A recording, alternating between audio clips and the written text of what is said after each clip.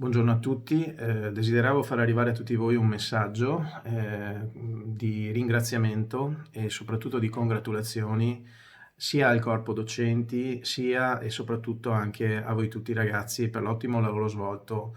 sino ad oggi. Credo sia stata data una grande dimostrazione di capacità di adattamento rapido e veloce a quelli che sono stati i mutamenti introdotti purtroppo dal fenomeno del Covid-19. Quindi un ringraziamento particolare ai docenti per essere riusciti a mettere in piedi in termini molto rapidi tutta la parte tecnologica e online della didattica, della quale tutti voi oggi potete usufruire. Ma un doppio ringraziamento va soprattutto a voi e a tutti i ragazzi che partecipano ai corsi della nostra fondazione nelle varie sedi di Jesolo, di Bardolino, di Valeggio sul Mincio, di Treviso, di Asiago. Io desidero esprimere un doppio ringraziamento soprattutto a voi perché sono assolutamente consapevole del grande sacrificio doppio che voi ragazzi avete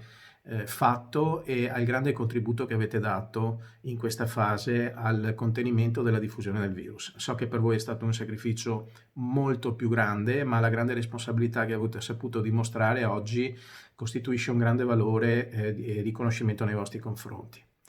Un altro ringraziamento va anche ovviamente a tutti voi per essere riusciti ad adattarvi velocemente a questo nuovo sistema che anche dopo Covid-19 probabilmente farà parte ancora della nostra quotidianità.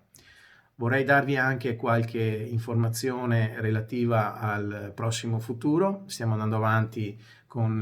i lavori della nuova sede che presto ospiterà anche i vostri corsi, ma soprattutto abbiamo fatto delle scelte confermate proprio nella riunione di ieri che ci consentiranno di dotarci di alcune tecnologie molto innovative sia nella parte della didattica sia nella parte di analisi e degli studi dei trend di mercato e saranno degli strumenti anche molto appassionanti e vi consentiranno di fare ulteriori esperienze in questo settore, di cui ne vedrete i frutti da qui alle ai prossimi mesi. Quindi oltre a queste informazioni vorrei dirvi che ITS, come avete avuto modo di leggere, si è ulteriormente contraddistinto a livello nazionale e sto parlando di ITS Turismo Veneto, quello di cui oggi fate parte, per essere ancora un'eccellenza sul panorama nazionale. Ci siamo classificati ancora al primo posto secondo la classifica del Ministero per i risultati acquisiti e questo anche grazie al vostro impegno, al vostro lavoro e alla collaborazione di ottimi docenti e delle aziende che gravitano intorno al nostro sistema. L'augurio adesso che volevo farvi soprattutto è quello di poter passare una Pasqua più serena possibile insieme alle vostre famiglie